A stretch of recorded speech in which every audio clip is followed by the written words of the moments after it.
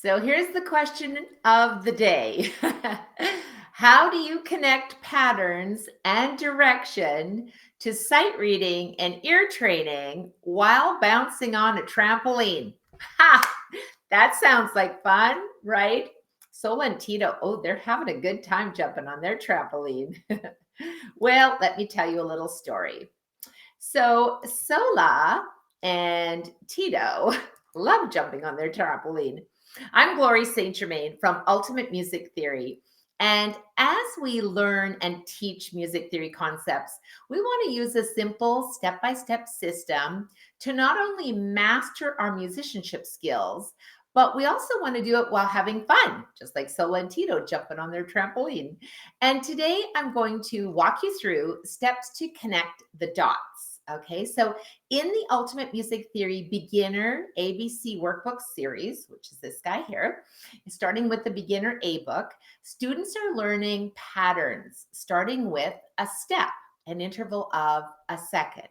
So a pattern of a second, let's pop it up for you. So a pattern of a second can step up, or a pattern can skip up. A pattern can move a step down, or it can move a skip down. There are so many different patterns: step up, step down, or skip down. So when we're talking about a pattern of a second, we're also identifying it as a step. When we identify a pattern of a skip, we also identify it as an interval of a third. Now, a pattern also has a direction. So it's either going to step up or step down or skip up or skip down. So in the Ultimate Music Theory Beginner A workbook, you'll find ear training and sight reading games. And these are super, super fun. And they're incorporated into the lessons to engage in all three modalities of learning.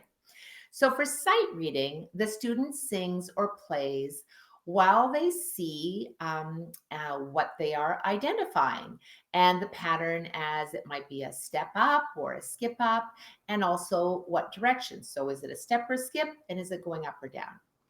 When engaging in ear training, the teacher plays the pattern of step up or skip down, and then the patterns of step down or skip up. So there's two concepts. One, the student is identifying the pattern and the direction. And two, they're listening as the teacher is playing, and they're engaging in their ear training. So this is really, really important for students from a very young age to be really listening and also identifying it through sight, and also engaging in the act of writing it when they're doing their music theory.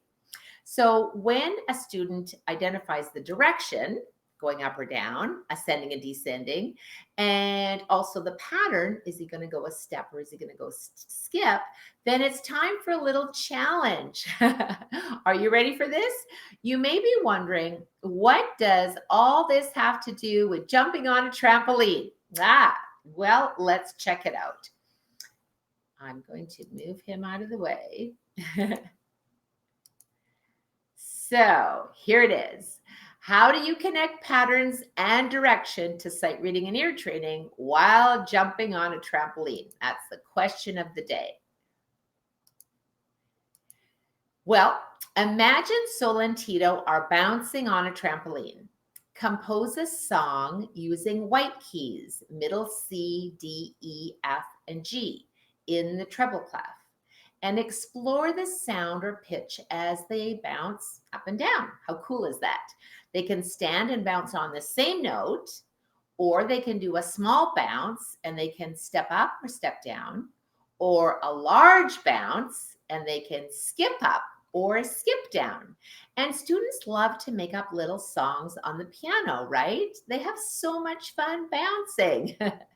Now, whatever your teaching plan might be, I want to help you learn and teach music theory concepts with a simple step-by-step system to master musicianship skills. And that's what our teaching is all about, just having fun learning our music. So I've got an upcoming masterclass and I want to share it with you right now. So simply go to teachmusictheory.com for all the details.